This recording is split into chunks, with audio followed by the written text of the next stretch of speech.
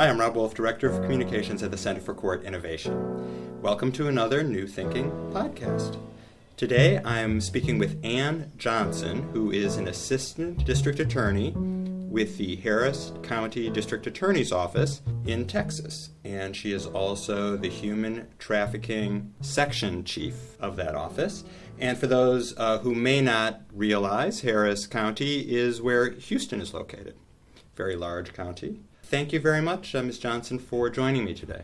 Thank you. It's an honor to be here, and it's an honor to speak with you on behalf of District Attorney Devin Anderson and the other folks that are working tirelessly to combat human trafficking in the Houston area. And you're here today and tomorrow to observe what goes on here in New York at some courts that are also working to address human trafficking.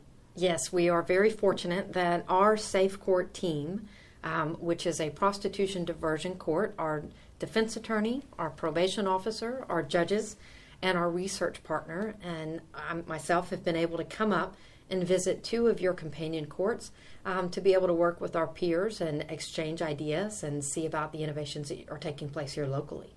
Well, as I said when I introduced you, you are the section chief for the Human Trafficking Division in your office, and you do have a robust program going on there as well, and I wanted to talk to you about that. In particular, I thought we could focus on what you guys are calling the SAFE Court, which I understand stands for Survivors Acquiring Freedom and Empowerment Court. I was hoping you could tell me a little bit about how that court got started and what its goals are. So the vision for this court actually started about 4 years ago when then District Attorney Mike Anderson hired me to come in as a human trafficking specialist. I had been with the DA's office. I had left for health reasons, and I was actually doing juvenile defense work and began representing children who were charged with prostitution. And through the course of that time in private practice, not only did we challenge a case of an individual charged with prostitution, of which the Texas Supreme Court ruled in the case of N. Ray B.W., that children are the victims of child prostitution, not the offenders. But myself and District Attorney Devin Anderson were actually the two founding defense members of a court called Girls Court, which is for Growing Independence and Restoring Lives, which assists children at risk of human trafficking who are in our juvenile justice system between the ages of 10 and 17. And so with this background, I came back to the DA's office in February of 2013, and the commitment at that time was just recognizing that Houston was well known as a hub of human trafficking, and District Attorney Anderson had this vision to see how we could best combat the issue and re-energize our focus within the DA's office. And so at the time, we began looking at cases of individuals charged with prostitution, because we knew from the Texas Human Trafficking Prevention Task Force report that the State Department was estimating that we identify about 0.04% of victims in existence. And so we knew that we had hundreds of people being charged with the offense of prostitution, and the commitment was to start with the new vision from the legislature, which was that now in Texas, if you are a victim of human trafficking, it's a defense to prosecution for prostitution. And so our office has taken this commitment that that's a defense that we value and want to assist the defense bar in identifying. And so we began this new procedure of reaching out to the defense bar, talking with individuals who were charged with prostitution, and helping them identify and disclose a human trafficking defense. And we're very proud of those efforts. But what we saw is we began to see a population of young offenders who did not technically have that defense, yet they got into the game when they were 13 or 14. They don't have high school diplomas. At this point, they're of an age where they're willing, but not reaching the level of force, threat, fraud, or coercion. And so we saw a very vulnerable population that legally we were able to prosecute, but inherently we wanted to do something more. And so District Attorney Devin Anderson sought the Smart Prosecution grant with the vision of us targeting this population between 17 and 25, charged with prostitution, with the companion being that we would be evaluated by Sam Houston State University and have a research component to see if we could come up with a way to divert these folks out of the life. And just to clarify, the Smart Prosecution grant comes through the Department of Justice, Bureau of Justice Assistance. Correct. And so we were one of the original recipients of that grant. We're very honored to be part of that initial Smart Suite prosecution and glad that we could create and comply with the Department of Justice in trying to combat the issue of the vulnerability of human trafficking for people that are caught in the criminal justice system. And also to clarify, you had said the statute had changed. So the other cohort of people you were talking about, if they do have a defense of human trafficking, their cases, what happens then? They're dismissed? They're dismissed. And so the legislature in Texas, and people always say, because the case of BW was a case of first impression, and they say, really? All these reforms are coming out of Texas? And I say, absolutely. These reforms have come from the Texas Supreme Court. The legislature has given us incredible tools, and District Attorney Devin Anderson has been very committed to this process of leading this charge to not only identify victims, but to better prosecute pimps and exploiters such as Johns in the demand side. And so that's what we've been doing in the office for the last almost 4 years to combat this issue of human trafficking. But if they are technically a victim of human trafficking, we dismiss their case. They're no longer in the criminal justice system, and we are dependent on those private-public partnerships that can provide services. But where they legally can be prosecuted, we are still offering them the diversion of working through the court process or working through a pretrial diversion contract with our office so that ultimately their case is being dismissed. And is that what the Safe Court is? That's what Safe Court is, and that's what we do with other populations. Our District Attorney, Devin Anderson, has expanded these efforts beyond this age requirement of 17 to 25, and she says, and her leadership is, that arrest as recovery, not as conviction. And so she has a vision to make sure that we are assisting this population that may be charged as defendants who have an underlying vulnerability, who need our help to get out of the game. That's important because it not only helps the individual and stops that revolving door in criminal justice that is not only costly to the person, but it's costly to the community. And so by doing this, we are not only helping people, but we're helping community safety in general. And how do you help them? What services are you offering them? So when those are in our system or with our contractor in Safe Court, the assistance is provided for mental health services or drug treatment services. And so we work with the Harris County Probation Department. They work with our private partnerships, which we are very fortunate to have a number of key partners, such as the Houston Area Women's Center and the Bridge and other organizations that many other communities might find already assisting domestic violence type of population, but basically where you see other service providers who are helping those who are vulnerable in the community. That's a key partnership that your court can set up and establish with. And do you mandate their participation? Is that how the court works? Yes, and so by being in the court, and I'll tell you, when we started, a lot of people looked at us and said, you guys are nuts. Why in the world would somebody sign up for a program, or they're going to have to do basically a year-long probation when they could take time served and just take their conviction and go about their business? So it's voluntary. You offer them, you say you could get a conviction, or you could follow this mandate, and it'll consist of this in your case. And if you do it, the charges will be dropped, but it's more work. Correct. And so we work with the defense bar, and that's an important key component, is the buy-in from both the prosecutor and the defense attorney. And we give them the option. Sure, you have the path within the criminal justice system to have a conviction and go on about your business, but you have this new path, which it's going to be a harder walk, but the vision is that once you make that walk within a year, your case is dismissed, you can seek an expunction, and not only is it like this never happened, but you have the tools that are provided to help you with those basic necessities of shelter, of education, of drug treatment. And so people didn't think we'd have people sign up. But in the first year, we had many more than we thought we'd have. And in fact, we've had 43 so far in the court when we promised that we would have 20 in the first year.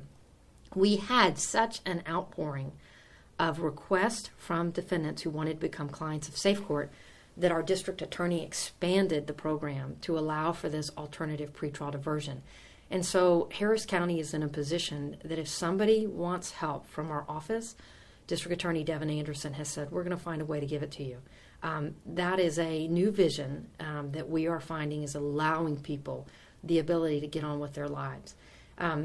We recently had a graduation, and we have graduations where we reward people and say, we're glad that you've made it out of this program.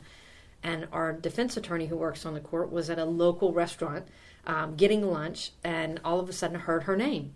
And so she turned back, and sure enough, it was one of the clients and one of the graduates. And of course, this individual is thriving and doing well, and her children are doing well, and she has been able to put building blocks in place to be incredibly successful. Those are the kinds of stories that keep us going, and those are the kinds of stories that we hope we can expand to a new population who in the old days were being convicted for an offense of which now we recognize there's a vulnerability that we need to help assist with. So it sounds like you're basically not only part of this movement that's redefining what a charge of prostitution means from someone who is a defendant to someone who is more like a victim, and you're also kind of redefining the role of a prosecutor, because you're trying to help people not get people who, in theory, have met the definition of a crime, and you could technically, and you do charge them in some cases, but you're trying to help them not have a permanent conviction on their record. So that's a very different attitude, some might say, for a prosecutor to take. It is a different attitude, and we are proud of the fact that it is working. When we came back, and I was in a specialist position back in 2013, you had more than 2,000 individuals that were prosecuted or charged with the offense of prostitution. And at the time, you had some 56, I'd call them pimps, or people that are charged with promoting or compelling individuals into prostitution. And so the district attorney's vision has been that we do this three-pronged approach of identifying victims, getting them out of the system, and prosecuting pimps, exploiters who are receiving money, and those who are the demand or the buyers. And so we've had another very important shift, which is the legislature gave us the tool last session and redefined the offense of prostitution. So people would ask us, how many sellers and how many buyers are you prosecuting? But under the law, they were defined in the same way. So we didn't have the ability to track that. And everyone was charged with prostitution. Whether you were selling or buying. Correct. And so we didn't have the distinction in Texas yet. And so last session, we've had great leadership from Houston with Representative Thompson and Senator Whitmires and Senator Huffman, who have led the charge on human trafficking efforts and have given us this tool to say, okay, let's redefine these individuals. And so what we saw last year, once the law changed, we had 90 people who were charged as buyers. So far this year, law enforcement has really kicked in their efforts to try to go after that demand, and we've been very fortunate to have great connections with the Houston Police Department and the Harris County Sheriff's Department, who have upped the investigation side on demand. And this year, as of August 30th, we had 644 cases against John to the demand. And so that's a critical shift and a critical component, which helps us further balance out the interest between those that are being sold, those that are buying, and those individuals who are engaged in the offense of pimping.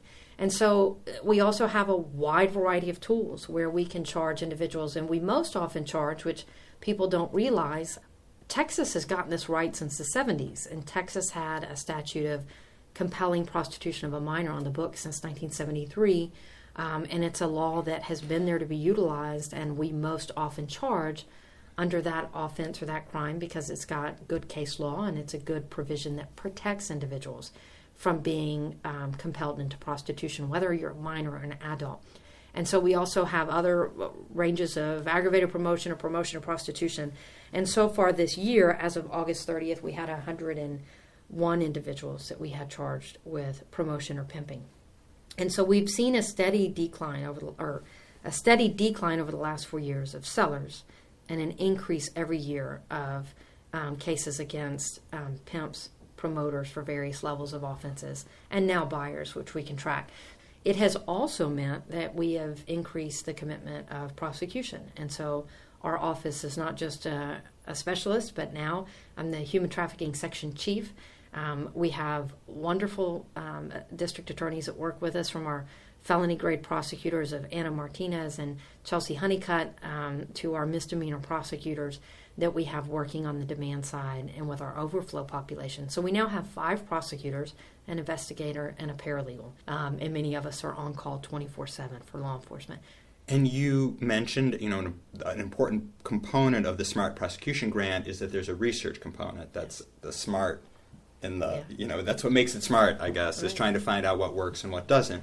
And I wonder if there's anything you can share with me about the research partner, Dr. Lisa Muftig, and what she has found so far. I know her reports haven't been finalized yet, but I just wonder if there's anything you could share as far as what you've learned about, how the program's going. So the district attorney's office has attempted many reforms, and there is a key component of recognizing that data is critical. And so we as individuals have all of these stories of people that we work with, and like the circumstance of the individual in the restaurant who's doing very well. And so we hear those things, but then we have to look and say, okay, but what are our numbers? What's the big picture?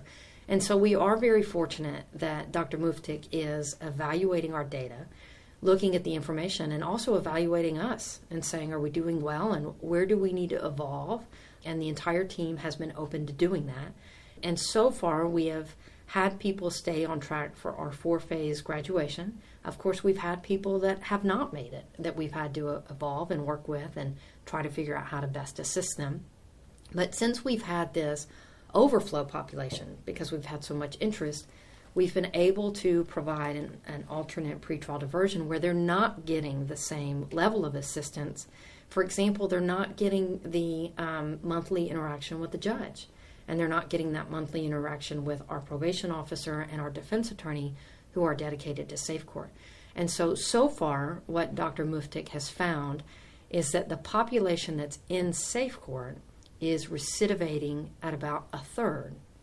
That overflow population who's not getting the intensive services, but at the same high risk level, is recidivating at about half. And so she tells me that that's a statistically important distinction. And so we do know which recidivism rates are something important that people want to see. Are you successful? And so that's a good indication of where we're going. But more importantly, the individual contacts that we're having with the individuals is we see people that are coming back to the court. We also have people who are in the court who develop a trust level with the team and then disclose levels of human trafficking. And so when that happens, at that point, we dismiss and divert them out. But we're very proud of what we've been able to provide with regard to the trust and relationships between our team and the clients, and being able to give them a path in the future to say, hey, I need help. And so we measure success on many levels. So it sounds like the fact that it's been such a popular option that people have been choosing when given that opportunity has allowed you to enhance the quality of your research, because the original, as you explained before, you can accommodate 27 people actually in the safe court. So that overflow is getting not quite as an intensive services, and you can see that there is in fact a different long-term result in terms of recidivism. The recidivism is higher for people who aren't getting the same intensity as the safe court participants. Not just that, but the change in approach. So, for example, in the first year, when we started the grant, we worked with the defense bar and let them know we, as the DA's office, wanted to reach out to their defendant and see if they were an option. And so in the first year alone, we had 887 people who were potentially eligible for the court. And so by working with the defense bar and saying, hey, may I assist you with your client? May I help you talk to them? It opened the door to the client reaching out to us who, normally we know that this population's vulnerable, that they haven't had the best interaction with authorities, that they may have had prior experiences through Children's Protective Services or bad experiences where they've been taken out of their home or put in foster care or their parents have been incarcerated. And so that's usually kind of a turnoff to the system. And so by being able to have that connection with the defense attorney to open the door to the conversation, each year we've increased the identification of human trafficking victims. And so last year, or not last year, but this year, to that date of August 30th, even though we had 1,000 individuals charged with selling, we were able to reach out to them and so far had identified 264 victims. So that's a significant increase over what the State Department suggests we're doing in the normal process. So we know that this modification in prosecutor procedure is allowing victims to not be prosecuted. And we are equally as proud of that and the fact that we are able to dismiss a case and not convict an individual. And so justice takes many forms. And so we're proud that we've been able to identify that and lead that charge within Harris County. And did they just say I'm a human trafficking victim, or what's the threshold? Yeah, so this is, I think, an interesting dilemma for many counties. One, because of what we've been able to do in Harris County, we are often asked to speak with other individuals. And so I'll go to these meetings where it'll be statewide, and people will say, oh, yeah, you guys in Houston, you have this issue, but we don't have this issue. And I'll always say, well, do you have prostitution? And they'll say, yeah, well, we have prostitution. And my response is, if you have prostitution, you have human trafficking. It's just a function of the type of commercial enterprise that you've got to have some level of exploitation for individuals. And so I'll have people that'll say, my client's not a victim of human trafficking. And I'll say, well, how do you know? And they'll say, I asked, are you a victim of human trafficking? And they'll say no. And there are many reasons they may say no. They may say no because they know that they can't disclose that information because their pimp has told them that they can't. But they may also say no because they see the same public awareness that we do, which is usually the idea of a human trafficking victim is an international child who's being held in bondage. And they think, well, that's not me. I'm 22 and I have a college degree, and surely I'm not a human trafficking victim. So when we conduct our interviews, we are asking questions, not that straightforward of, are you a human trafficking victim?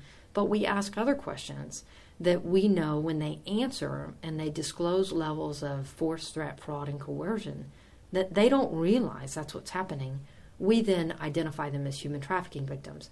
We also have the circumstance where, the word can get out on the street and say, hey, just tell them you're a human trafficking victim and your case will get dismissed. We know that that happens as well. So when we conduct our interviews, we're not just getting the information, but we work to corroborate the information. And we find independent sources that corroborate what the individual is telling us, as opposed to just having someone tell us a version of events. And so we work very hard to identify, not only based on what the individual is telling us, but other secondary information that corroborates the validity behind that. Sounds like you're doing amazing work and cutting-edge work. I've been speaking with Ann Johnson, who is an assistant district attorney in the Harris County District Attorney's Office. She is also the section chief of human trafficking there, and that's where they have developed this amazing model called the Safe Court, Survivors Acquiring Freedom and Empowerment. If you want to find out more about the Safe Court, you can visit the Association for Prosecuting Attorney's website, which is working with them on the Smart Prosecution grant, as well as the Center for Court Innovation's website, www.courtinnovation.org. And I'm sure they can also visit your website, which is... Actually, we are still working on our websites, but for those counties that are wanting to do this or looking for it, the key partnership is the judge. And we are very fortunate to have Judge Pam Derbyshire and Justice Bill Boyce who have taken this on. Judges are the key. And as Dr. Muftik would say in the surveys that we do with our clients, everybody loves the judge. And that's an important component.